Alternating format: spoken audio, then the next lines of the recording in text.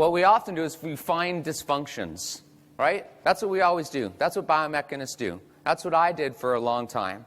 And typically you do a study where you have one group of people who have pain and you have another group that don't, right? And then you sort of say, what's the difference between the two, right? Classic studies, that's what we do. And then how do you determine what you're going to measure? Some of you know this. How are you going to determine how is the group with pain different from the group who does not have pain? You look around your lab and you see what equipment you have. And if you want to do a follow-up study, you ask for grants to get more equipment. And what are you going to find? You think people who have pain are going to be different in some biomechanical variable than someone who doesn't have pain? Yeah. Can you think how many dysfunctions there are, or dysfunctions there are in people that have pain? 50? 100? We're just limited by our equipment. You know, so there's a ton. You know, we talk about muscle timing changes, muscle tightness, range of motion, weakness, stability, EMG changes, joint kinematics, glute inhibition, lower cross syndrome, altered motor control, scapular dyskinesis, joint centration, poor breathing, loss of form and force closure. You know, why have we wanted to know all this stuff? You know, because people like me, you know, this is from 2004.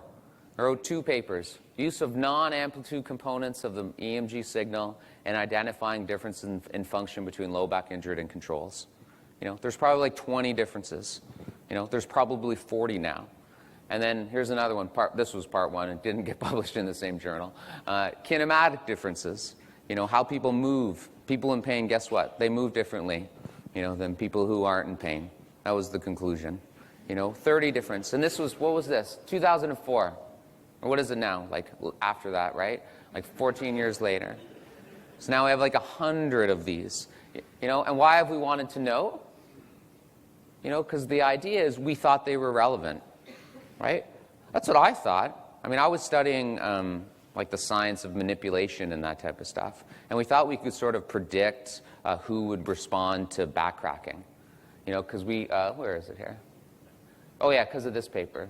We did this paper. Surprisingly, you know, after you crack someone's back, there's variable changes in how they move and how their muscles work. So we're trying to figure that stuff out.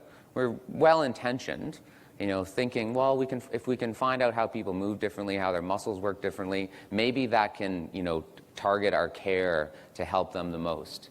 But what I would argue, and I always do this as an example, come up with, if you can, some sort of biomechanical dysfunction or biomechanical research in the past 30 years that has actually really changed clinical practice. Go ahead. Change it for the better. That's actually helped people. It's a pretty humbling and disappointing exercise. I would argue it's a little bit better when it comes to injuries. Right? We have learned about some acute muscle tears, ACLs, where the biomechanics help with that. That's when biomechanics is really important. But when it helps dealing people with persistent pain or just regular old backache, you know, shoulder pain, all these common things, it's surprisingly, you know, pretty sparse. And that's what we're going to sort of talk about, hopefully. Unless you don't want to, I have some backup stuff. If this fails, I do, like I said the other day, I reserve the right to do a core stability class. You know, so we were trying to get better and do better, and I would argue it really hasn't changed much at all. Anyone agree with that? Now you've thought about it a bit? Try to pick like a research program. Pick a researcher that you know. Pick a concept, a biomechanical concept, right, that people say is related to pain or related to pain. And then we'll see, has it really changed practice? That's what we're going to try to do. That's the choose your own adventure. So if you don't have any, I'll put some up as well. You want to think about that for a bit? Mike, are you thinking, or are you thinking about how you can get out of here? Sorry. Or you need a metaphor for this. Okay, pretend you're in a boat and, I don't know, it's leaking.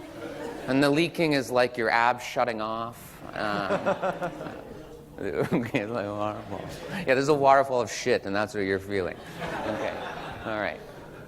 So you can think about this as I talk, And I would say another way to evaluate, these biomechanical ideas that are out there and whether they're relevant is to go through this sort of checklist. It's not validated. I just made it up. But it helps me determine if something's useful and if something, has some validity behind it. So first you come up with an idea, gluteal amnesia. Muscle activation changes. You got to get the serratus anterior to be properly coupled with the upper traps or something. So can you measure it? That's the first thing. You have to be able to measure this. And then you should probably have some sort of plausible explanation for how it's related to pain. That would be the idea as well. If someone says weakness is related to low back pain, you got to make a plausible reason for that. Right? How much muscle activity does it take for you guys to sit down right here? Like nothing, right? How much muscle activity does it take to walk around? Or just to stand here? Less than 5% of your max. So how could weakness ever be a factor for pain? Right? You just don't need it. Anyways, so that's an idea. And then we would say something like, so that variable that we're measuring, say forward head posture. If someone says that's related to neck pain, okay, so let's just do associative data. Is it actually associated with people who have more pain? Right, that's the next thing we have to say. And then what would be really nice, do we have prospective data? So maybe it's associated with pain, but we don't know if it's like a cause or an effect, right? It could be a bit of a red herring there. So prospectively, we would say, if someone has more of a forward head posture, are they more likely to have pain? And those are really tough. That's tough research, but it's important to do. And the last one to me, which is most important, and I would argue that most researchers don't do this, where we just say, it's important, more research is needed, is that we have to say, can it change, right? And must it change to get out of pain? That's the big one. And I'm going to argue that if you guys give me some examples, most of the biomechanical variables that we say are related to pain and are important for pain often don't even have to change, which is really powerful to me as well. And you can even say it structurally and anatomically as well.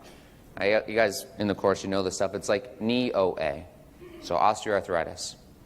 Do you actually have to change knee OA to help someone have less pain?